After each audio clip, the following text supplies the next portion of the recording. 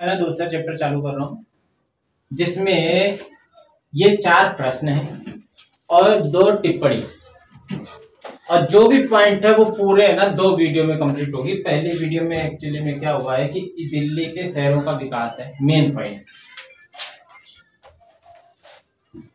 ये है दिल्ली के शहरों का विकास, या हम दिल्ली का विकास बोल सकते हैं।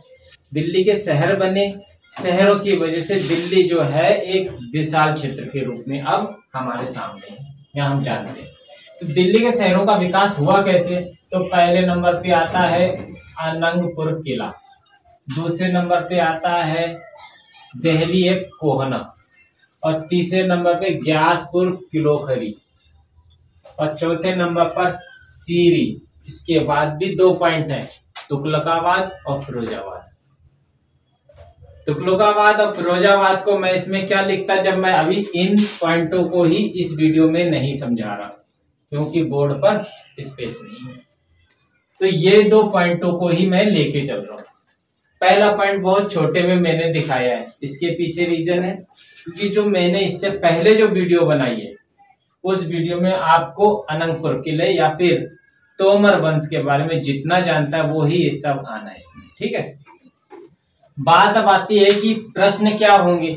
पहला रीजन 10वीं से 14वीं शताब्दी में दिल्ली के बदलते शाही परिदृश्य।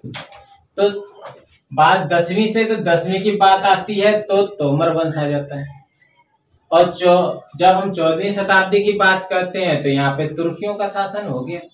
तो वो भी मैं यहाँ पे दिखा रहा हूँ कि किस प्रकार से 14वीं सदी में दिल्ली में शाही रुतबा प्रारंभ, यानी कि पहले में तो ये पूरा ही आपने लिखना है, ठीक है ना।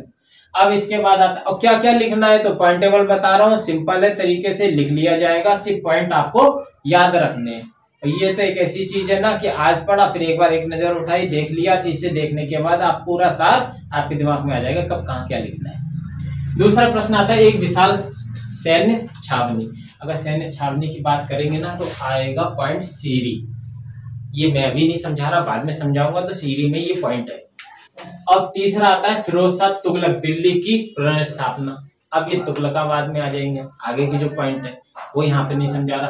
तीसरा ग्यासपुर किलोखरी, एक ग्यासपुर, यानी ये 3 के बारे में अभी जानकारी मैं नेक्स्ट वीडियो में दे दूंगा। और बात आती है सीरी के बारे में, कुब्बत अल इस्लाम मस्जिद, कुब्बत और अल इस्लाम मस्जिद की बात आती है तो दिल्ली कोहना की मस्जिद जामा, यही वर्ड है। इसी को ही यहाँ पर प्रसिद्ध कुतुब मस्जिद है, इसी को कुब्बत अल इस्लाम कहते हैं, तो मैंने यहाँ पे भी लिख दिया। तो ये टिप्पणी भी आपकी कंप्लीट होगी। अब बात करते हैं प्रारंभ कैसे करते हैं। तो प्रश्न देख लिए, टिप्पणी देख ली है, ये आपकी बुक का दूसरा चैप्टर है जिसको एक बार में डिफाइंड कर रहा हूँ। एक बार में नहीं, 2 बार की वीडियो में डिफाइंड होगी, कोई बात नहीं, पर यह है कि साफ साफ नजर आए इसलिए। ज्यादा छोटे छोटा लिखता मैं 4 क्या 7 पॉइंट डाल देता एक साथ, तो मुझे तो आ रहा है, मैं तो बोल दूंगा, पर समझने में दिक्कत होगी। अब लिखने में यही है कि नजर तो आ रहा है, कम से कम आ रहा है। अनंगपुर किला, अनंगपुर किला किसके द्वारा बनाया गया था? तोमरों द्वारा।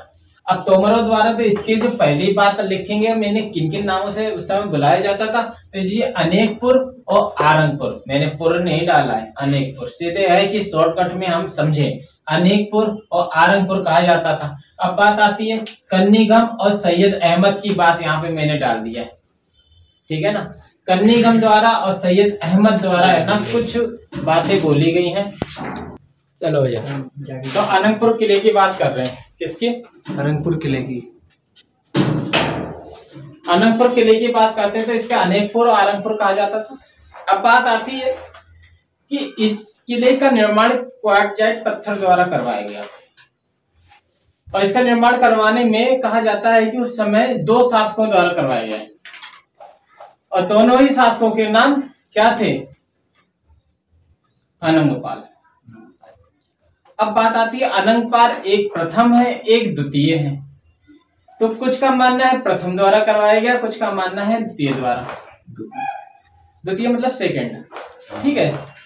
तो यहाँ पे ना कन्नीगम द्वारा ये कहा जाता है कि जी ये फेवर में जाते हैं कि ये अनंगपाल द्वितीय द्वारा इसका निर्माण कराया गया, और सैयद अहमद कहते हैं नहीं प्रथम, यानी कि अनंगपाल जो प्रथम थे उनके द्वारा कराया गया। तो ये एक लाइन लिखी जा सकती है। यहाँ तक ये हुआ, तो ये पॉइंट है, इससे ज्यादा मैं नहीं लिख रहा, बस ये फर्स्ट सेकंड समझ जाओ कि क्या मैं बोलना चाहता हूँ यहाँ पर, है ना। अब बात आती है तोमर वंश। तोमर वंश की खूबी क्या समझ में आती है कि वहां पर उन्होंने अनंगपुर बांध बनाया और एक और चीज बनाई है, तालाब। ठीक है, तालाब के बारे में कुछ ज्यादा विशेष है टिप्पणी करने को, तो यहाँ पे एक मंदिर है और उसे सूर्य मंदिर या जो इन्होंने सूरज कुंड मंदिर बोला है उसे सूर्य मंदिर कहना ज्यादा अच्छा रहेगा। ये बोला क्वार्टज पत्थर का बना हुआ है, उस पत्थर का प्रयोग किया जाता था, ये तो हमने पहली वाली वीडियो में भी देखी है, तो इसमें कुछ ज्यादा विशेष है नहीं लिखने के लिए, तो बस इतना बोल सकते हैं, है ना। अब बात आती है बांध की। अनंतपुर बांध, जिसे सूरज कुंड बांध के नाम से भी जाना जाता है, क्वार्टज पत्थर का बनाया हुआ है। बांध जो है वो 50 मीटर चौड़ा और 7 मीटर ऊंचा है। अब इसके अवशेष मिलते, आप जाइए, लोग जाते हैं, देखते भी हैं, जिन्हें इतिहास से प्रेम है या पुरानी चीजों के प्रति आकर्षित होते हैं वो जाते हैं और देखते हैं। यहाँ पे देखने पे एक तरफ इसकी दूसरी तरफ जहां से जल आता था और दूसरी तरफ गिरता था, इसीलिए तो डैम यानी कि बांध कहा जाएगा। इसका प्रयोग क्यों होता है? जल आपूर्ति के लिए, तोमर बस्तियों तक जल आपूर्ति के लिए, सिंचाई के लिए, जल आपूर्ति के लिए।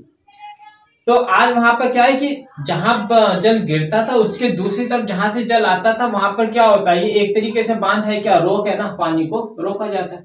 तो क्या होता है, पानी के साथ जो अवसाद आ रहा है, मिट्टी घुली हुई आ रही है, जो छोटे छोटे से कण आ रहे हैं, पार्टिकल, ये क्या होते हैं, ये नीचे तलहटी में है ना बहते हुए आते हैं, ऊपर नहीं नीचे की तरफ।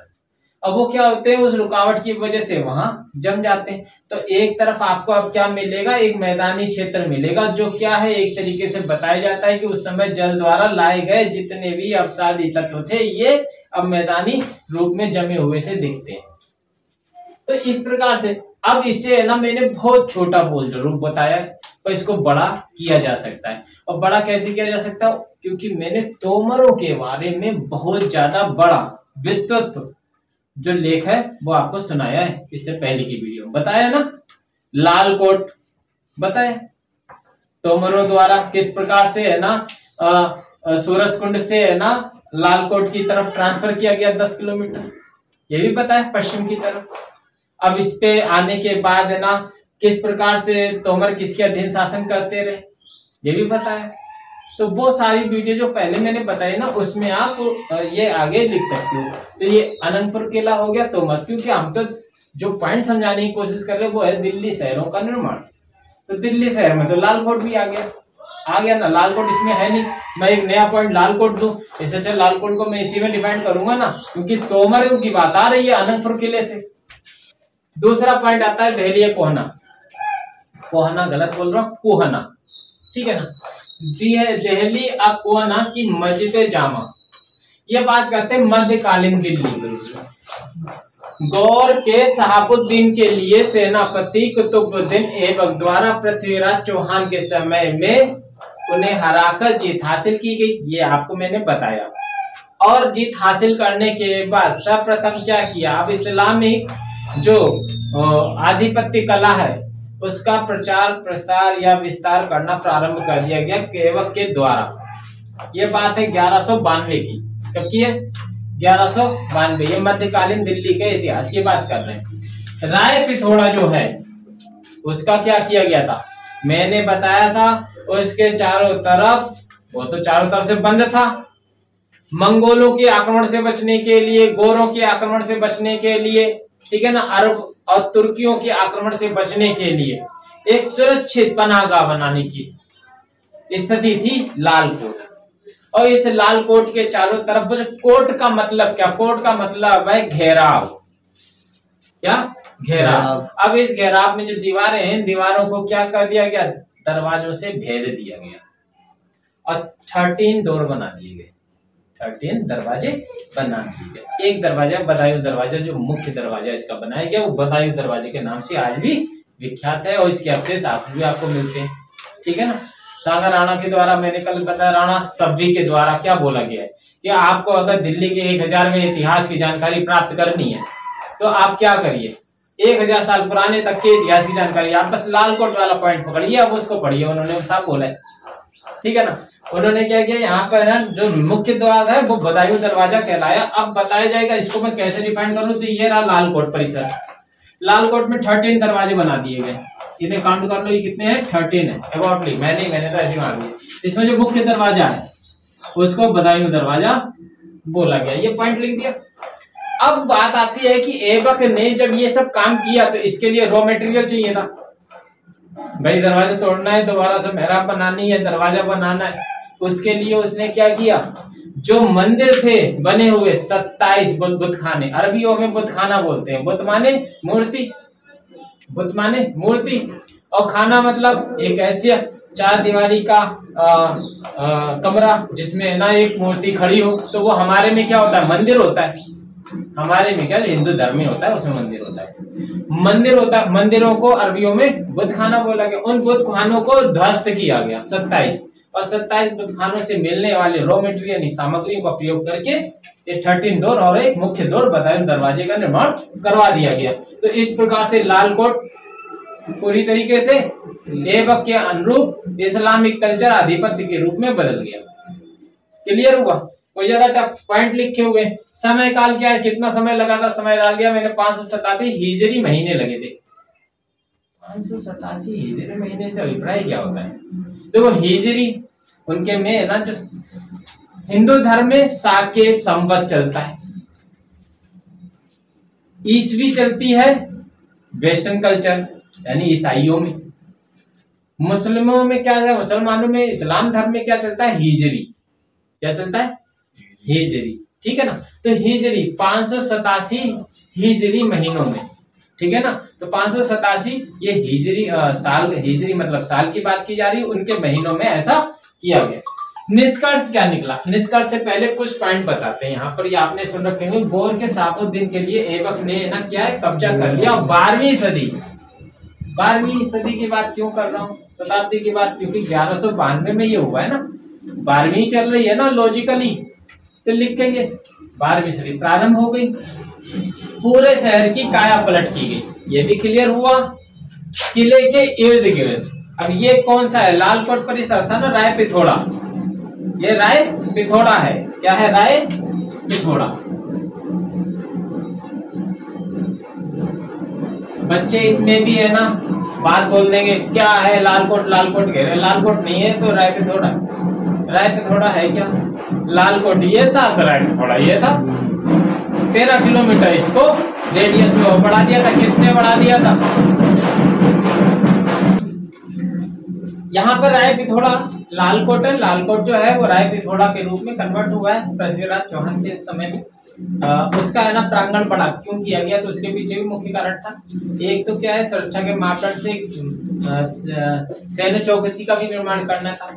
सेना के युद्धाभ्यास के लिए भी भूमि चाहिए थी, रहने और बसर करने के लिए एक विशाल जनसंख्या को भी बस्ती का रूप दिया जा सके, इसलिए ये क्षेत्र बड़ा किया गया। और समूचे क्षेत्र को सुरक्षा की दृष्टि से चारों तरफ इर्द गिर्द एक कोट परिसर को संरक्षण दिया गया। इसे लाल कोट को ही हमने पिथौड़ा केला यानी कि राय पिथौड़ा कहा गया। तो इस प्रकार से राय पिथौड़ा पर अब पूरी तरीके से किसका कब्जा हो चुका है जी, गौर का। ठीक है ना, शहाबुद्दीन की तरफ से ऐबक ने किया। ऐबक तो सेनापति था। जैसे कि ये सेम वैसी ही कहानी आ गई है जैसा कि मैंने बताया था, हर्षवर्धन की तरफ से तोमर, तो इधर शहाबुद्दीन की तरफ से ऐबक। ठीक है ना, शहाबुद्दीन डायरेक्ट नहीं आया यहाँ पर। चलिए अब बात करते हैं कि किले के इर्द गिर्द अब क्या करने लगे। ये जो किला है ना, इसके इर्द गिर्द अब बस्तियां बढ़ने लगी। अब बढ़ने लगी है तो शहरों का निर्माण हुआ, और यही शहर आज के समय में नाम बदल के इनके कई नाम है। ठीक है ना, यानी कि ये जो क्षेत्र है, ये क्षेत्र आज के समय में पुरानी दिल्ली के नाम से जाना जाता है। क्या कहलाया जाता है, पुरानी दिल्ली, जिसमें हौज खास वगैरह भी आता है। हौज खास है क्या, हौज खास एक हौज बनाई गई थी जिससे यमुना से पानी यहाँ पर लाया जा सके और पानी से आपूर्ति आसपास की बस्तियों तक पहुंचाई जा सके। आज भी हौज खास के प्रमाण आपको हौज खास में मिल सकते हैं। ठीक है, निष्कर्ष क्या है, कोर्ट को जीत कर मस्जिद बनवाई गई। भाई पहले तो धर्म की स्थापना करनी होती है, तो मस्जिद बनवाई गई। मंदिर तो 27 तोड़वाई दिए हैं, मस्जिद का निर्माण हुआ। मस्जिद का निर्माण हुआ, इसी मस्जिद का नाम कुतुब मस्जिद रखा गया। कुतुब प्रांगण में थी, और दूसरी बात, इसी को कुब्बत अल इस्लाम भी कहा गया।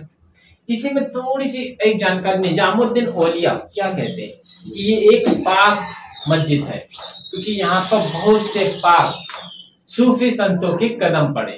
इसके बावजूद भी आज ये इतनी दिल्ली में फेमस नहीं है।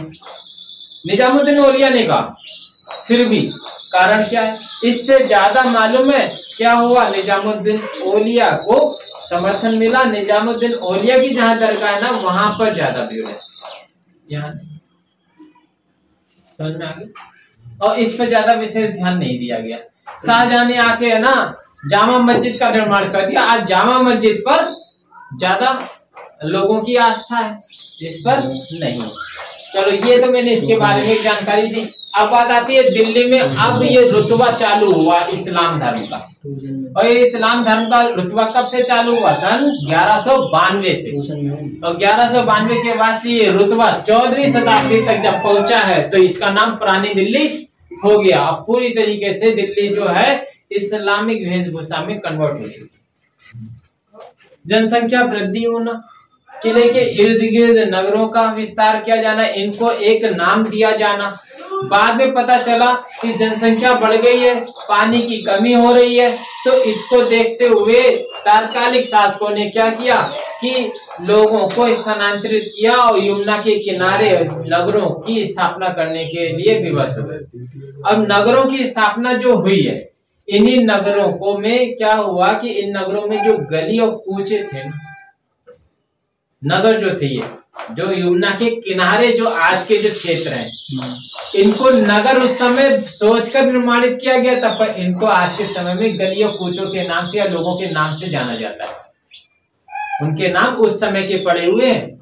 ये 10वीं से 14वीं शताब्दी के बीच में ऐबक द्वारा जो शासन किया गया था, फिर इल्तुतमिश आया है, ठीक है ना। फिर इनके द्वारा जो शासन हुआ, शासन के समय में जब ये यमुना की तरफ बढ़ने लगे और बहुत सारे क्षेत्रों को नगर का रूप प्रदान करने लगे, तो उस समय उनको कोई ना कोई एक स्पेसिफिक नाम दिया जाना था। वो नाम जो है कैसे दिए गए हैं, तो उन नामों को गली कूचों और लोगों के नाम से प्रतिनिधि किया गया है या फिर उनके नाम से उन्हें जाना गया। इस प्रकार से हम दिल्ली कोना जामा मस्जिद जामा के बारे में विस्तार से लिखा जा सकता है। ये जो चीज आपकी चालू हो गई है, एक तो ये पॉइंट हो गया है, और दूसरा पहला प्रश्न कंप्लीट होता है। गैस फॉर किलोखरी और सीरी, इसके बारे में हम सेकंड वीडियो में चर्चा करेंगे, ठीक है। इससे पहली वीडियो में इन 4 प्रश्नों और ये 2 टिप्पणी के बारे में बताऊंगा। ये 4 प्रश्नों में से और 2 टिप्पणी में से कुछ भी आएगा, मैं उन सभी के आंसर एक साथ दे रहा हूँ। एक वीडियो 2 वीडियो, इससे पहले एक वीडियो बनाइए, इस वीडियो में मैं वो सारे खत्म कर दूंगा। अब बात आती है कि ये एक पॉइंट इस वीडियो में इसलिए डाल रहा हूँ कि ये एक ज्ञान है समय काल का, कि दिल्ली में शासन कब से कब चला।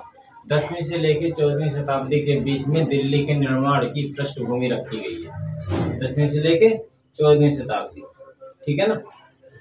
तो देखो 14वीं शताब्दी शो हो रही है। इसके बाद तो पानीपत का युद्ध है। अब वो मैंने सबसे पहली वीडियो में बताया। यहाँ पे बात आ जाती है दिल्ली, और दिल्ली मैंने इसलिए डाला कि दिल्ली कैसे बोले थे, तोमरों के समय में दिल्ली बोला जा रहा है, ठीक है ना। और उनके समय में दिल्ली क्यों बोला जा रहा है, इसका भी रीजन पता है, कुतुब मीनार का भी। और एक और है वर्णन, जिसमें है ना बिजोलिया रोग के बारे में जानकारी मिलती है।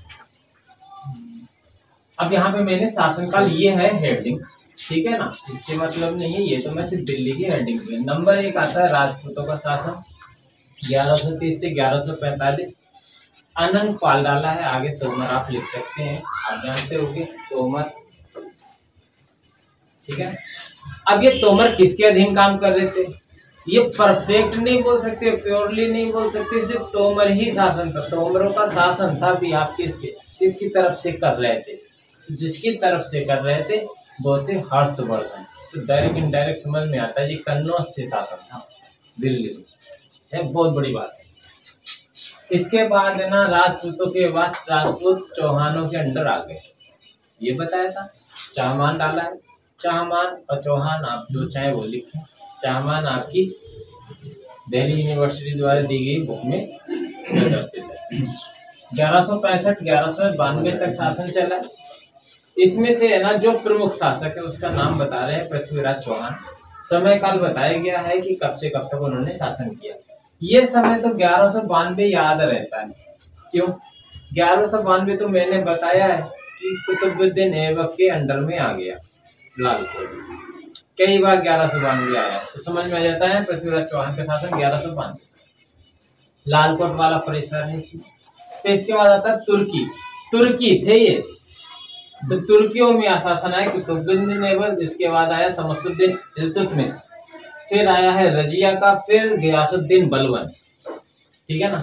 आज हम जो टॉपिक आपको है ना इन प्रश्नों को बताने के लिए 10वीं से 14वीं शताब्दी में दिल्ली के बदलते शहरी परिदृश्य में 2 परिदृश्य हम आपको बता चुके हैं, जिसमें से सबसे पहला मैंने अनंतपुर किला और दूसरा बताया है जी मैंने मस्जिद जामा, है ना। तो वो दोनों पॉइंट जब पूरे हो गए हैं तब तीसरा पॉइंट ग्यासपुर किलोखरी आता है। इसमें हम गियासुद्दीन बलबन की बात करेंगे। ठीक है ना। यानी कि हम यहाँ पर आ चुके हैं, यहाँ से हम आगे चलेंगे तो यहाँ पे खत्म हो जाएगा। हालांकि पहली वीडियो में तो ये वाले पॉइंट भी हो गए, पानीपत का युद्ध वगैरह बता दिया है मैंने। ठीक है। गियासुद्दीन बलबन के बाद है ना खिलजी वंश आता है। खिलजी वंश 1290 से 1320 तक चला। इसके बाद 2 शासक आए हैं जिसमें जलालुद्दीन और अलाउद्दीन आए। ये जलालुद्दीन और अलाउद्दीन की भी बात हम इसमें करेंगे, क्योंकि गियासुद्दीन के बाद शासन इन पे आया। तो किस प्रकार से है ना गियासपुर किलोखरी की रूपरेखा में बदलाव आया, वे शहरी परिदृश्य से बता रहे हैं। दिल्ली के शहरी परिदृश्य में क्या भूमिका रही, किस प्रकार से बदलाव आए, तो उसमें गियासुद्दीन के बाद खिलजी वंश भी एंटर करता है, तो वो इसमें आ जाएगा। फिर तुगलक वंश आ गया। एक गियासुद्दीन बलबन है, दूसरे गियासुद्दीन तुगलक है। इसलिए कभी कभी बच्चे क्या करते हैं कि इसको और इसको एक ही मान लेते हैं। किताब में भी कई बार एक गलती कर देते, गियासुद्दीन लिख देते, बार बार नहीं लिखते उनके आगे उनका सरनेम। सरनेम ना लिखने की वजह से है ना क्या हो जाता, मर्ज रहता माइंड, अरे गियासुद्दीन बलबन है। फिर तुगलक, तुगलक आया है 1320 1324। ये तुगलक वंश की बात आती है। मोहम्मद तुगलक दूसरा, फिरोज शाह तुगलक, ये हम इसके बाद वाले पॉइंटों में बताएंगे। तुगलक वंश के बारे में सीढ़ी पे आएंगे, इसके बाद सीढ़ी पॉइंट है। ठीक है ना। फिर सैयद वंश। सैयद वंश के बारे में आपकी बुक में कोई जानकारी नहीं दी गई, ये पॉइंट मैंने डाला। सैयद वंश आया 14 से 14 से 21, कम समय के लिए, इसलिए कोई ज्यादा बदलाव नजर नहीं आ रहा। देखो ना कितना बदलाव हुआ, 14 से 21, 5-6 साल। क्या किया, एक छोटे समय काल के लिए शासन आया। इसके बाद आया लोधी शासन। लोधी शासन में बहलूल लोधी, और बहलूल लोधी फिर पानीपत की युद्ध बताया ना, पानीपत के तीनों युद्ध बताया। तो पानीपत का युद्ध हुआ, बाबर का शासन आ गया, फिर यहाँ पे मुगल शासन प्रारंभ। क्लियर हुआ। ये एक मैंने संक्षेप में जानकारी दे दी, थोड़ा सा ध्यान देना है। 3-4 बार ध्यान दोगे ना, पेपर तक भी ध्यान दोगे ना, तो लाइफ टाइम के लिए दिमाग में बैठ जाएगा। ठीक है। अब आती है बात ग्यासपुर किलोखरी की। ग्यासपुर किलोखरी, तो सबसे पहले तो ग्यासपुर किलोखरी की बात करते हैं। तो वो समय मैंने 1266-1287 लिखा है ना, ये देखो समय दिया गया है कि गियासुद्दीन बलबन का नाम आ रहा है, गियासुद्दीन बलबन का नाम आ रहा है। तो इससे ये पता है ग्यासपुर किलोखरी का निर्माण, या उस समय काल में जो शासक था जिसने इस किलोखरी का निर्माण किया था, उसका नाम गियासुद्दीन बलबन था, इसलिए हमें लिखा नहीं है, दिख रहा है। अब विशेषता के आधार पर हम इसकी बात करते हैं, तो गियासुद्दीन जो बलबन था, इसने क्या किया था कि अपने क्षेत्र को बढ़ाया था, या यूं कह सकते हैं कि उसका जो पैटर्न था वो उसका जो पैटर्न विन्यास था वो बढ़ता चला गया जनसंख्या को देखते हुए। तो जनसंख्या को देखते हुए कई शहर जो है स्थानांतरित हुए, मतलब इधर से थोड़ा सा आगे बढ़ गए। तो इस प्रकार से एक नए शहरों का निर्माण हुआ। जो नए शहरों का निर्माण हुआ, उन नए शहरों को क्या किया, मोहल्लों का नाम दे दिया। उन शहरों को मोहल्लों का नाम दे दिया। उनमें आने वाली गली कूचों को किसी व्यक्ति विशेष के नाम से फैला दिया। तो गली कूचों का नाम व्यक्ति विशेष के नाम से आ गया, लिखा है गली कूचों का नाम लोगों के नाम से आ गया, और जो नए शहर बने तो उनको मोहल्लों का नाम दे दिया गया। एक और प्रशंसक गियासुद्दीन किलोखरी का जब निर्माण हुआ था, उसी समय एक शासक था जिसका नाम था, शासक नहीं जी, यहाँ पे सूफी शेख। सूफी शेख कौन होते थे? शेख वो होते थे जो समाजवाद की भावना से लोगों के बीच में सौहार्द की भावना फैलाने हेतु, सौहार्द यानी कि मन मुटाव ना हो, मानवता की राह पे चले, इस्लाम धर्म के अंतर्गत सभी धर्मों में समभाव की भावना रखने वाले ऐसे लोग। तो वो आप देखते हो कि जो भ्रमण करते हैं, कहीं बैठ जाते हैं, लोगों को ज्ञान बांटते हैं, जहाँ ज्ञान बांटते हैं वो जमात खाना बन जाता है। वो पार्टिकुलरली एक स्पेसिफिक जमात खाने का निर्माण, मतलब जहाँ पे वो व्यक्ति विशेष रहता हो। ऐसे ये शेख थे निजामुद्दीन औलिया, इनकी यहाँ पे जमात खाना है। कहाँ पर है ये बताइए? ग्यासपुर किलो करीब इन्होंने अपने जमात खाना। आज है ना, देखो निजामुद्दीन का नाम दिल्ली में प्रसिद्ध है ना, निजामुद्दीन रेलवे स्टेशन है, ठीक है। अब इसके बाद आता है ग्यासपुर किलोखरी, ग्यासुद्दीन बलबन के द्वारा निर्माणित थी। ग्यासुद्दीन बलबन ने है ना और क्या क्या विशेषताएं, तो यहाँ पर कुछ चीजें मैंने लिखी नहीं है, मैं बता देता हूँ कि प्रत्येक नगर में उसने भंडार गृह और अन्य ग्रहों का निर्माण करवाया।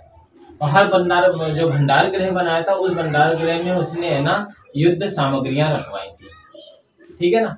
ये उसकी विशेषता, जिससे कि है ना समय काल पे युद्ध पे, विपत्ति काल में जिनसे युद्ध हो तो उनसे ना नगर से भी है ना जो है युद्ध किया जा सके। सामान को एक जगह से दूसरी जगह ले जाने में जो समय व्यर्थ होता है, कठिनाई आती है, वो उसका सामना ना करना पड़े।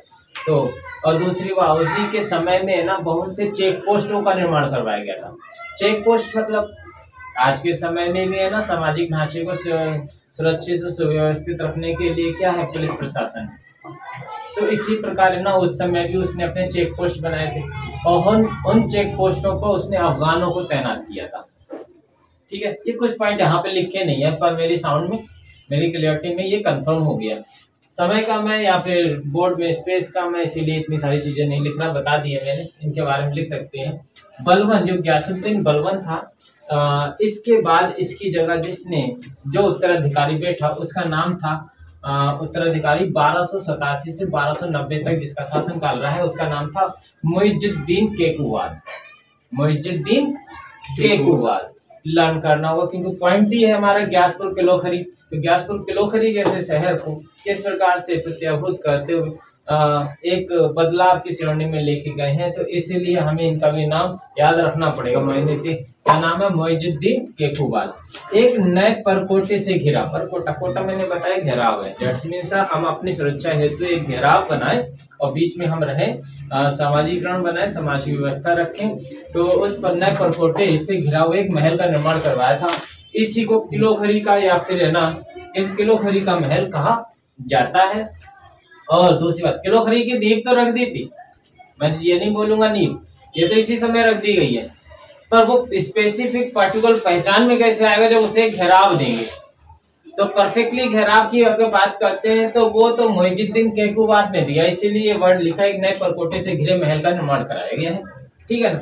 और उसी ने, और अच्छा थोड़ा सा है ना, कहते हैं ना कि कुछ लोग तो सिर्फ इसलिए भी बनवाते हैं कि थोड़ा सा हमारा समय कटे, या सही है। कुछ लोग है ना उसमें कुछ ज्यादा डेकोरेशन लाते हैं।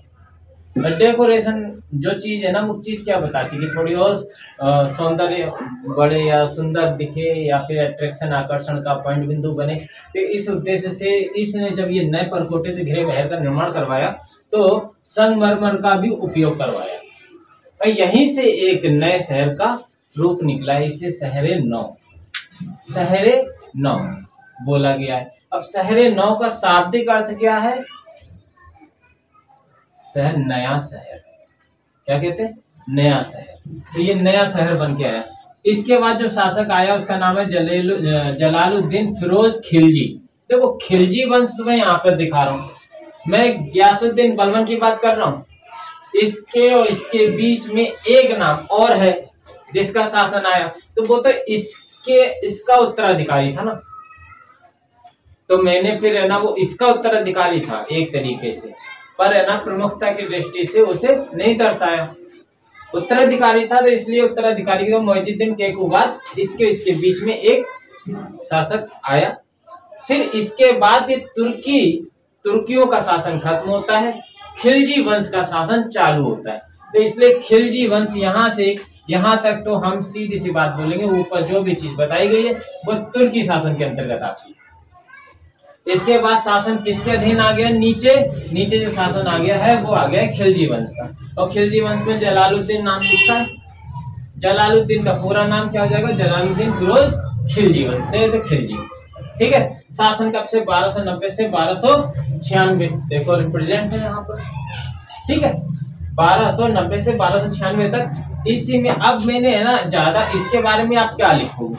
ये जो शहर नौ बना है इसी को नया शहर रूप देते हुए और ज्यादा विस्तारित किया।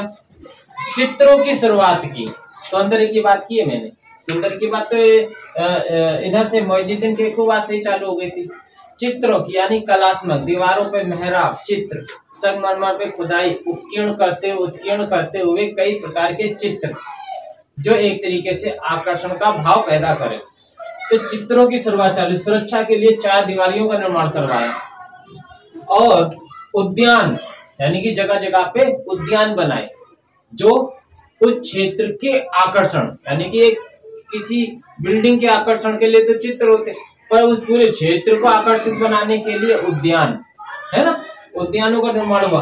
बाजार, सामाजिक रूपरेखा में तालमेल बनाने के लिए, लेन देन करने के लिए, व्यापार के माध्यम में सुव्यवस्था लाने के लिए बाजारों का निर्माण किया गया। ये हम विशेषताओं के रूप में बता सकते हैं जलालुद्दीन फिरोज खिलजी के समय में चालू हुआ। इस प्रकार से ग्यासपुर किलोखरी दिल्ली के इतिहास में 10वीं से लेकर 14वीं शताब्दी के बीच में एक नया शहरी परिदृश्य है जो इसके प्रभाव से दिल्ली में परिवर्तन लाने के लिए, शहरी दृश्य के अंतर्गत परिवर्तन लाने के लिए महत्वपूर्ण भूमिका निभाता है।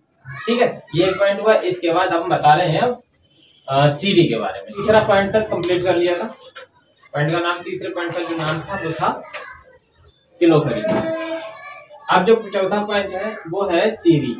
तो यहाँ पर टिप्पणी में सीरी भी आया है तो सिर्फ सीरी के बारे में लिखा जाता है। सीरी के बारे में तो ये बहुत है, और जितने पॉइंट लिख दिए इसी को विस्तारित समझा दे रहा हूँ, आपके लिए बहुत बड़ा उत्तर बनेगा।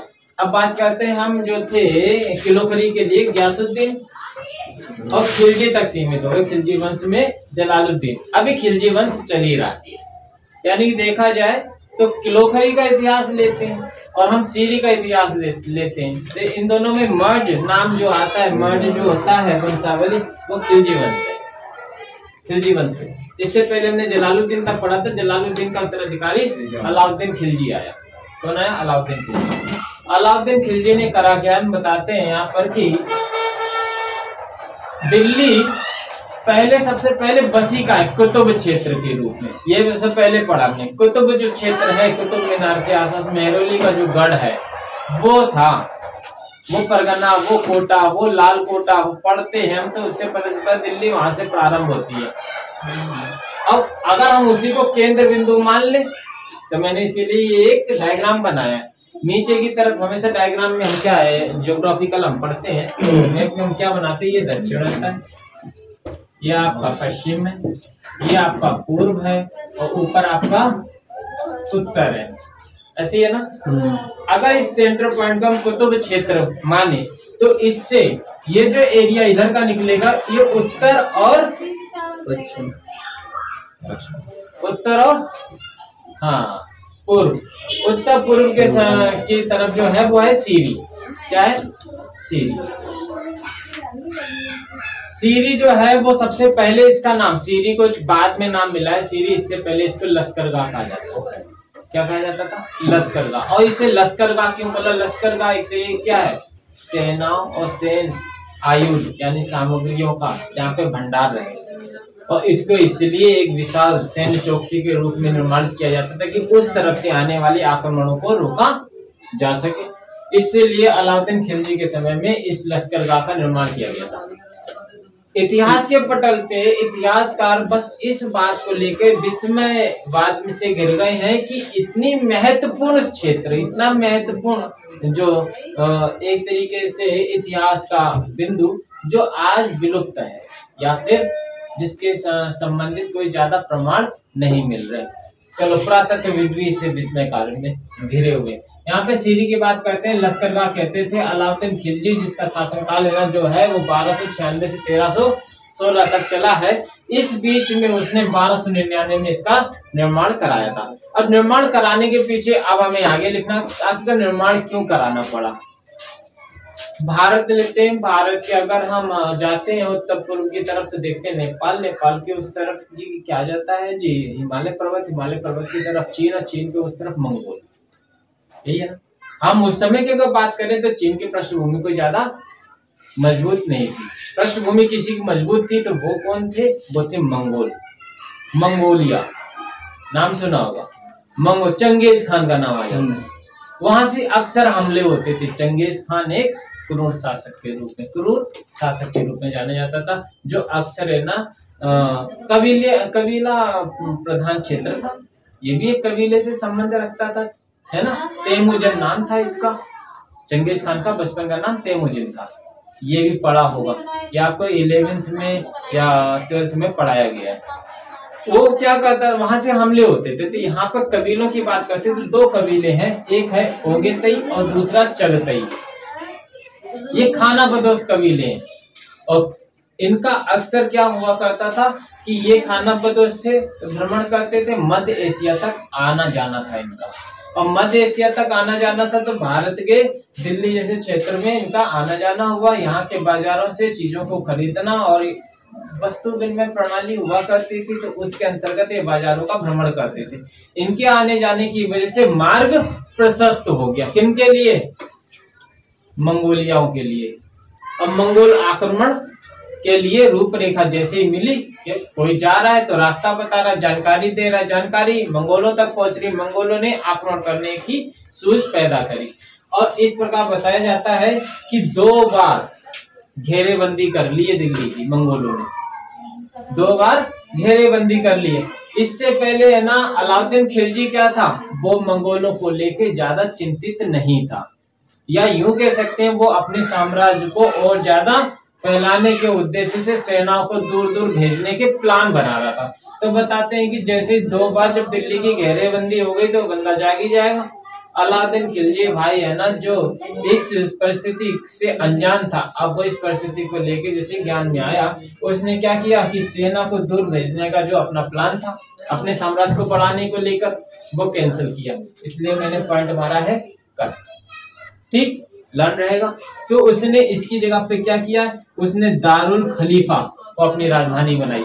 दारुल खलीफा क्या है, सीरी जो लश्करगाह बनाया इसके आसपास का क्षेत्र। क्लियर हो गया। तो यानी कि इस क्षेत्र को उसने अपनी राजधानी बनाई। और इससे पहले वो कहाँ था, इससे पहले वो यहाँ से शासन कर रहा था। तो लश्करगाह का निर्माण समझ में आया। और यही लश्करगाह से उसने क्या किया, अब मंगोलों के आक्रमण से अपने इस क्षेत्र को सुरक्षित रखने के उद्देश्य से घेरेबंदी में कैद किया। ठीक, तो अब ये हमें पता चला सीरी यानी कि इस शहर का निर्माण। अब इसमें पृष्ठभूमि डालते इतिहासकारों की बात, तो ये है क्या, एक मैदानी और ऊंचा क्षेत्र। ऊंचा क्षेत्र क्यों, क्योंकि हम पर्वतीय क्षेत्र की तरफ बढ़ रहे हैं तो ऊंचा होगा। और मैदानी क्यों, क्योंकि ये मैदानी था। तीसरी बात, बंजर भूमि थी। और कहते हैं कि फारसी भाषा में इस बंजर मैदानी क्षेत्र को, ऊंचे टीले क्षेत्र को क्या बोला जाता था जी, इसको बोला जाता था, लिखा है सहरा। क्या बोला जाता है, सहरा। वो इसको सहरा बोलते थे, सहरा क्षेत्र। और ये सहरा क्षेत्र जो है मैदानी बंजर क्षेत्र के नाम से जाना जाता था। यही सीरी बन के, यानी लश्कर का पूर्व नेम है, आधुनिक नेम या आज का नाम जो है वो सीरी है। और कन्नीगम ने है ना इसको अपने ऐतिहासिक पृष्ठभूमि पर बताते हुए क्या नाम दिया है, ये आज के समय पर इस जगह पे एक गांव है, उस गांव को बोलते हैं शाहपुर जाट गांव। शाहपुर जाट गांव। और ये किसने बोला, वो बोला है कन्नीगम ने। पूरी डिटेल सीरी की आ गई। अब हम सीरी की विशेषताओं पे जाते हैं। अब सीरी का निर्माण करने के बाद तो इसकी खूबियां क्या रही हैं अलाउद्दीन खिलजी की।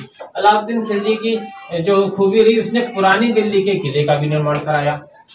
ठीक है, फिर उसने क्या किया है, सीरी है, ये मैंने सीरी लिख दिया, सीरी, ठीक है ना बेटे। सीरी से हौज ए अलाई तक पानी सप्लाई की व्यवस्था का भी निर्माण किया। इसलिए मैंने ये एरो दिया है, पानी सप्लाई की व्यवस्था, ठीक है ना। हौज, हौज का मतलब क्या, जिसमें पानी को हम एकत्रित कर सके, हौज यानी कि तालाब, ठीक है। तो हौज ए अलाई कहा गया उसके समय में, इसी को आज के समय में हौज खास कहते हैं। जहाँ पे आप जाइए मेहरौली के समीप क्षेत्र देख सकते हैं, हौज ए खास तक पानी की सप्लाई, सीरी और हौज ए खास पानी की सप्लाई को बनाए रखने के लिए। अब बात आती है कि हौज ए खास में पानी कहाँ से आता है, बरसात से, और यहाँ से सीरी तक पानी पहुंचाया गया है, ठीक है।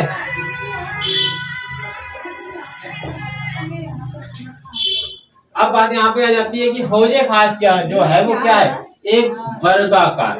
अब सीरी क्या है और हौज ए खास क्या है, तो डायग्राम में देखिए मैंने इधर गोला बनाया, यानी कि इतिहासकार और बहुत से जो है ना किताबें मिलती हैं, उन किताबों में है ना बताया जिनके द्वारा गया है कि ये एक गोलीय वृत्तीय क्षेत्र था सीरी के बारे में। जबकि हौज खास वो आ गया, आप देख सकते हैं एक वर्गाकार क्षेत्र, एक वर्गाकार क्षेत्र है। और इस वर्गाकार क्षेत्र का निर्माण जब कराया गया तो इसकी अगर हम है ना परिमाप की बात करें, विमाओं की बात करें, तो वर्गाकार है, इसकी चारों तरफ से जो चौड़ाई और लंबाई की बात करते हैं वो एक जैसी है, इसलिए वर्ग है। और प्रत्येक जो भुजा है वो 60 मीटर है, यानी कि एक तरफ 60 मीटर, फिर ऐसे 60, फिर ऐसे 60, फिर ऐसे 60, और इस प्रकार से, सॉरी फॉर डिस्टरबेंस।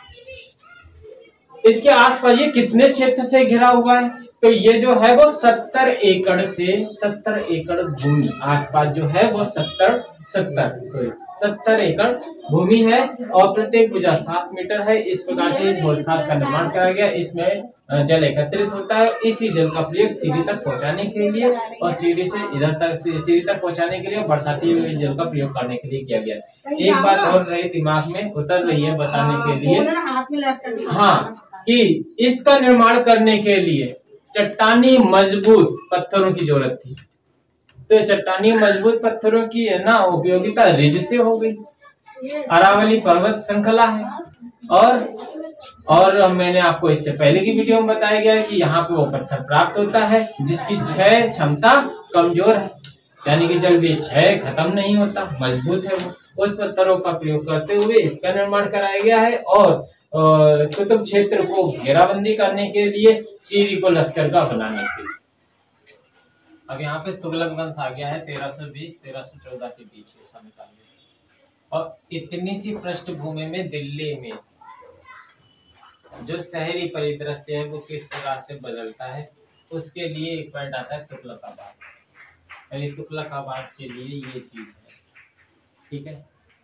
और सीरी के लिए यहाँ से लेके यहाँ तक है पोर्शन, और इसके ऊपर हमने है ना कुतुब जामा मस्जिद के बारे में डिक्लेरेशन करा है, और यहाँ पे लाल फोर्ट या फिर बोल सकते हैं अनंगपाल किला, ठीक है। अब यहाँ पे तुगलकाबाद की बात करते हैं। तुगलकाबाद यानी यहाँ पे गियासुद्दीन तुगलक की बात आती है। 1320 में है ना ये राज्यारोहण यानी कि शासन पे आया, सल्तनत काल चल रहा है। गियासुद्दीन तुगलक जरूर आया है कब, 1320 में, बट 1321 में उससे ये सूझ आई है कि मुझे एक नगर बसाना चाहिए। ये सूझ क्यों आई है, तो कारण लिख दिया गया है, जनसंख्या, बढ़ती हुई जनसंख्या। ये तो हमारे शुरुआत से टॉपिक में ही मुख्य कारण रहा है। जनसंख्या के बढ़ते हुए और जल की उपलब्धता को देखते हुए अक्सर ना शहर स्थानांतरित होते रहे, या फिर यूं के बदलाव आते रहे, नगर कोचों का निर्माण होता रहा। गियासुद्दीन तुगलक ने 1321 और 1323 इस समय काल के बीच में तुगलकाबाद नगर की स्थापना की है। तो कहीं पे ऐसा कुछ नहीं लिखा मैंने नगर की स्थापना की है, मेरी बात सुनो, सिर्फ पॉइंटेबल है। अब वो जो तुगलकाबाद जो नगर है वो ये रहा, क्लियर। इतनी सी चीज में एक समझ में आता है, अगर हम कहें जो शासन है, जो मेहरौली शासन है, जिसे तुगलक कहते हैं, वो ऐबक नगर बोलते हैं, ठीक है ना, मेहरौली यहाँ पर, उसके आप है ना दक्षिण में जाइए, तो दक्षिण लिख दिया मैंने शॉर्ट फॉर्म, और ये जो है ये है तुगलकाबाद, और यहाँ से इसकी दूरी कितनी है, जो 9 मील है, कितनी है, 9। अच्छा, तुगलकाबाद जो नगर बसाया, तुगलकाबाद किला भी है, बट आज के समय में जीर्ण क्षीर्ण अवस्था में इसके अवशेष है, जीर्ण क्षीण अवस्था में अवशेष है। अब कुछ बचा है तो सिर्फ दो चीजें बची हुई हैं, गढ़ी का परकोटा और दूसरा विशाल प्रवेश द्वार। तो ज्यादा कुछ नहीं, दिमाग या तुगलकाबाद किले का निर्माण किसने? गयासुद्दीन तुगलक ने। और तुगलक है तो तुगलकाबाद लर्न हो गया। अब बात आती है तुगलकाबाद किला, तो वो जीर्ण क्षीण अवस्था में, उसके अवशेष अब मिलते नहीं, पुरातत्वविदों द्वारा ज्यादा कुछ है नहीं, बस सब धूमिल सा हो रहा है। जीर्ण क्षीण अवस्था होने की वजह से आज के समय में अगर हम वहाँ कुछ देखने और परखने के लिए कोशिश करते हैं तो हमें सिर्फ दो ही चीजें वहां मिलती हैं अवशेष के रूप में, गढ़ी का परकोटा और विशाल प्रवेश द्वार। अब हम बताते हैं इसकी जानकारी हमें फेंसा के अनुसार मिलती है। फेंसा ने क्या लिखा है? इस तुगलकाबाद नगर या तुगलकाबाद किले के आसपास के क्षेत्र को लेते हुए फेंसा लिखते हैं कि इस नगर की दीवारों में प्रयुक्त विशाल पत्थर इसकी विशेषता का प्रदर्शन करते हैं। या तुगलक गयासुद्दीन तुगलक के समय में किस प्रकार से है ना तुगलकाबाद की नींव रखी गई है, उसे चार दीवारी से घेरा गया है और सुरक्षा के मापदंड से किस प्रकार के पत्थरों का प्रयोग किया गया है, इसकी है ना व्याख्यान करते हुए फेंसा पहली लाइन बताते। दूसरी लाइन में तिमंजली मीनारों के अवशेष मिले, यानी मीनारें जो बनती है ना तिमंजली, मीनार तो एक मंजिल भी है, डेढ़ मंजिल भी, तिमंजली मीनारें बनाई गई।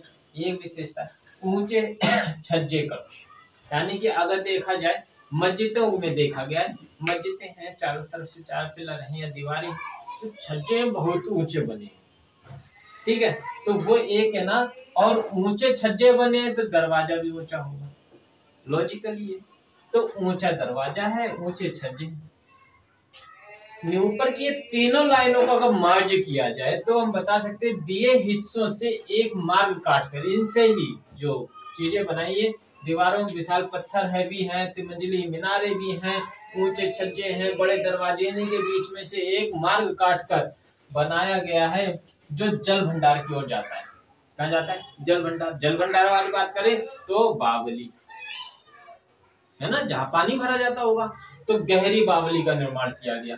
तो बताया जाता है जल भंडार बनाया गया, बावली, और दूसरा उसी के आगे फ्रंट पर एक मस्जिद बनाई गई है और अश्वशालाएं। अब ये चीजें बनी है मिल क्यों नहीं रही? क्योंकि ये जीर्ण क्षीण अवस्था में है, अवशेष के रूप में, खंडर के रूप में दिखाई देती हैं। पश्चिम में, पंडित न समझना, पश्चिम में नगर रक्षकों के लिए गहरी बावली बनाई गई है। और बावली कैसी है? बावली के दोनों तरफ नीचे की ओर जाती हुई सीढ़ियां दी गई है। तो सीढ़ियां टाइप हमने ऐसे बना दी है, देखो शॉर्टकट में समझने की कोशिश। तो मैंने एक लिख भी दिया भूमिगत मार्ग। ये बावली है, नीचे पानी है, पानी लाने के लिए, ले जाने के लिए बावली में क्या सीढ़ियां होती है, तो किनारों से सीढ़ियां नीचे की ओर जाती हुई नीचे की ओर नौकरों के लिए कक्ष भी बने, नीचे इसी बावली में चारों तरफ कक्ष बने जहां नौकर रहते हैं। और कहते हैं रक्षकों के लिए और नौकरों के लिए बनाए गए थे, है ना। पश्चिम में नगर रक्षकों के लिए गहरी बावली बनाई गई थी और नीचे की ओर इसी में नौकरों के लिए, रक्षक तो रहते थे और नौकरों के लिए भी कक्ष बनाए गए थे। तो ये बताते हैं एक सुव्यवस्थित ढांचा तुगलकाबाद के रूप में है ना गयासुद्दीन तुगलक के द्वारा निर्मित किया गया।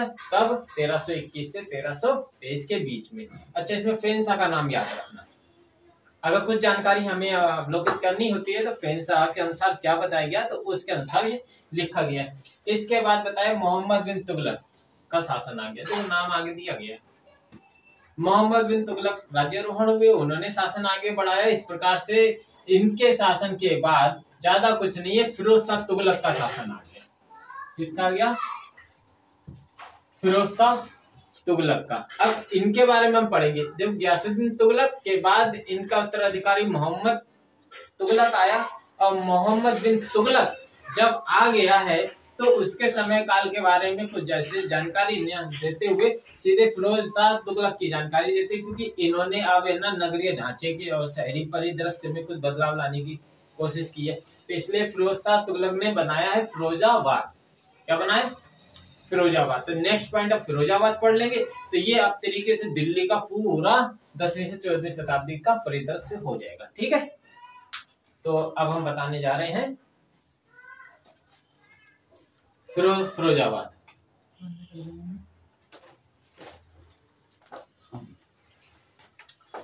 ये कुछ मैंने ना समय अवधि लिखी है, दिल्ली समय काल लिखा है मैंने, शासन का, सल्तनत काल का। राजपूत से लिखा था मैंने पानीपत के युद्ध तक, पर मैंने इतना ये साफ कर दिया है, तो समय काल अब मैंने इतना ही छोड़ा है, मुझे इसकी जरूरत थी। और प्लस पॉइंट है, मैं फिरोज शाह तुगलक के बारे में ही बात कर रहा हूँ, लास्ट पॉइंट है, ठीक है। सल्तनत काल यहाँ पे खत्म हो गया है। फिर लोधी वंश आया, और लोधी वंश के समय में फिर बाबर, पानीपत का युद्ध वगैरह है। तो सल्तनत काल खत्म होने के लिए और दिल्ली में जो शहरी ढांचा परिवर्तित हुआ है, उसके लिए लास्ट पॉइंट फिरोजाबाद बता रहा हूँ, ये छठा पॉइंट है। फिरोजाबाद जो कि फिरोज शाह तुगलक 1351 और 88 के बीच में है, ठीक है।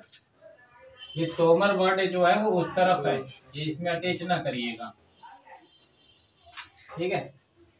तो फिरोज शाह तुगलक के समय में क्या हुआ, यमुना के किनारे उसने अपनी राजधानी फिरोजाबाद का निर्माण किया। फिरोजाबाद का विस्तार कितना है तो वो बता देते हैं, इंद्रप्रस्थ, पुराना किला और रिज। रिज तो मैंने बता ही रखा था, अरावली पर्वत श्रृंखला, ठीक है ना, दिल्ली की तरफ उसका जो ढालू क्षेत्र है, ये उत्तर दक्षिण के से 2 मील, ठीक है ना, उत्तर दक्षिण में 2 मील चले जाइए, वहां पे फिरोजाबाद का निर्माण कराया गया है। 1350 और 70, देखो ये समय काल में तो उसका शासन रहा है। 1350 और 70 में उसने इस क्षेत्र को फिरोज शाह कोटला नामक एक किला बनाया। क्या बनाया? फिरोज शाह कोटला। नाम भी सुनते हो गया, दिल्ली में सुनते नहीं सुनते हो? फिरोज शाह कोटला है ना, 64 खंबा, 64 खंबा सुना है ना, ये नाम है दिल्ली में, ये इसी में आ रहे, सुनिए। तो फिरोज शाह कोटला किला बनाया, आज एक खंडर के रूप में है, और इसका जो प्रसिद्ध नाम है वो लाट। क्या है? लाट। वो मैंने यहाँ पे दिखाया, लाट नाम से ये प्रसिद्ध है। अच्छा, इसी के समय में इसने क्या कहा था, यहाँ पे अशोक के स्तंभ लगे हुए हैं, 2 स्तंभ हैं जो यहाँ के नहीं है, इन्हें लेके आया था। और कहाँ से लेके आया था उसमें से एक का विवरण दिया गया है। एक स्तंभ ये है, दूसरा स्तंभ ये है, ये जगाधरी यानी अंबाला में, टोपरा भी कहा जाता है, वहां से लेके आया था। 7 मील दक्षिण पश्चिम में स्थापित है, ठीक है ना। तो ये अशोक स्तंभ लेके आया है यहाँ पर। और दूसरा है रिज में, कोसा के शिकार में, रिज में कोसा के शिकार नाम से क्षेत्र है, वहां पर इसको कोसा के शिकार कहा जाता है, रिज वाले क्षेत्र को भी, वहां पर इसने इसको स्थापित किया। दोनों ही अशोक स्तंभ फिरोज शाह तुगलक के समय में लाए गए और स्थापित किए गए। एक ये भी परिदृश्य। प्रमुख इमारतों में आते हैं जी 64 खंबा, ये एक मस्जिद है। 64 खंबा एक मस्जिद है, और इस मस्जिद की खूबी क्या है, ये चित्रात्मक ढंग से मेहराब, चित्र, और उसमें कहीं ना कहीं आपको कुछ कलात्मक सौंदर्य नजर आएगा। ये एक देन है बदलाव की। आज ये जहां पर है उसे कहते हैं शाहजहानाबाद। क्या कहा जाता है? शाहजहानाबाद। बात यहाँ पे करेंगे कि जामा मस्जिद अगर सेंटर पॉइंट ले ले तो जामा मस्जिद के आप पश्चिम और दक्षिणी क्षेत्र में ये मस्जिद जो है वो स्थित है, जिसे 64 खंबा कहा जाता है। और ये जामा मस्जिद जो है इसके चारों तरफ दीवार है, इसी के किनारे किनारे जो है इसने अपना ये क्षेत्र तुगलकाबाद का निर्माण करवाया। इसलिए मैंने इसको एक डायग्राम से निरूपित किया। अगर डायग्राम देखोगे तो बहुत सही है, एक लाइन भी लिख सकता था, स्पेस का मैं चित्रों से समझ में आता है ना, कि मस्जिद अगर बीच में है, उसके पश्चिम और दक्षिण की तरफ जो है उसने दीवार के समीप ही इसने एक मस्जिद का निर्माण करवाया, जिसका नाम है 64 खंबा, ठीक है ना, चित्रात्मक देन है। और इसी की दीवार के इर्द गिर्द जो है ये फिरोजाबाद यानी कि फिरोजाबाद नामक एक नगर की स्थापना करवाई है, जिसमें जो क्षेत्र आते हैं वो क्रमशः इंद्रप्रस्थ, पुराना किला और रिज है, ठीक है। उपयुक्त भूभाग। अब उपयुक्त भूभाग की जरूरत क्यों पड़ेगी? देखो, रहने की व्यवस्था सुनिश्चित हो, जल आपूर्ति हो, और तीसरा खाद्यान्न की कमी ना हो, पैदावार हो। तो इस नजरिए को देखते हुए उसने क्या रिज से, अब रिज में भी है देखो, जो मैंने बताया कि रिज भी इसके क्षेत्र में, रिज वाला क्षेत्र भी आता है इसमें। तो रिज से जो बस्तियां थी, जो नगरीय ढांचा था, उसको स्थानांतरित किया है इसी ने। और कहाँ पे स्थानांतरित किया? यमुना के समीप। ये स्थानांतरण ही एक तरीके से क्या है, सल्तनत काल के पतन का मुख्य कारण बना। क्या बना? पतन का मुख्य कारण। और इस प्रकार फिरोज शाह का पतन, या फिर हम कहते हैं सल्तनत काल का पतन। और अब लोधी वंश चालू है, तुगलक वंश खत्म। तो इस प्रकार से इसके कुछ पॉइंट लिख सकते हैं, और ये फिरोजाबाद पॉइंट खत्म होता है। ये एक तरीके से बहुत महत्वपूर्ण चैप्टर था, जिसमें हमने पूरे 6 पॉइंट करे हैं। 6 पॉइंट जो है इनके बारे में आप स्पेसिफिक तरीके से पढ़ते हैं तो हर एक पॉइंट के बारे में टिप्पणी दी जाती है, और साथ में अगर विस्तार पूर्वक पूछा जाता है तो सबके बारे में कुछ ना कुछ आपको पता है, आप लिख सकते। 10वीं से 14वीं शताब्दी में दिल्ली के बदलते शहरी परिदृश्य में तो सारा आ जाता है। एक विशाल सैन्य छावनी में सीरी का नाम बताया था मैंने, अलाउद्दीन खिलजी।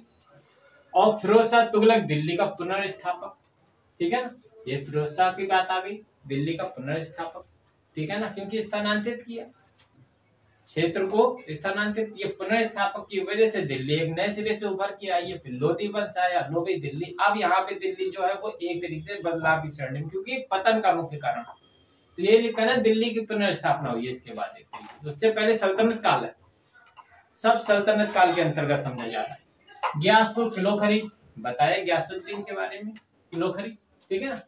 और इसके बाद 13वीं शताब्दी हो गई, सीरी आपको हो गया कुब्बते जामा,